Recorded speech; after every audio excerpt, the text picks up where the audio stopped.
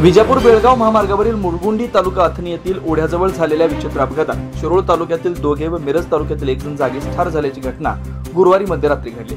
यात महेश सुभाष गाताडे वय 38 राहणार गणेशवाडी तालुका शिरोळ, शिवम युवराज चव्हाण वय 24 राहणार कुटवाड तालुका शिरोळ व सचिन विलास माळी राहणार कौलापूर तालुका मिरज जिल्हा सांगली हे तिघे जागीच ठार झाल्याच्या घटनेनं मध्यरात्री खळबळ उडाली।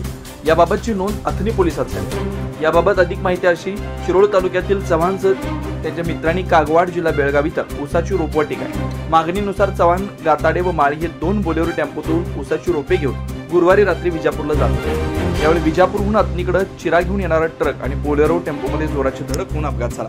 यात महेश गाताडे जागीच ठार झाले। या अपघातात शिवम चव्हाण हा स्टेअरिंग व शीटमध्ये अडकून बसल्यानं दुसऱ्या बोलेरो टेम्पोचे ड्रायव्हर यांनी आपले वाहन बाजूला थांबवून शिवम चव्हाण याला बाहेर काढत होते। याच वेळी दुसऱ्या जाणाऱ्या 4 चाकी इर्टिगा वाहनानं जोराची धडक केल्यानं शिवम चव्हाण व सचिन माळी जागीच ठार झाले। घटनास्थळी अथणी ग्रामीण पोलीस धाव घेऊन पंचनामा केला।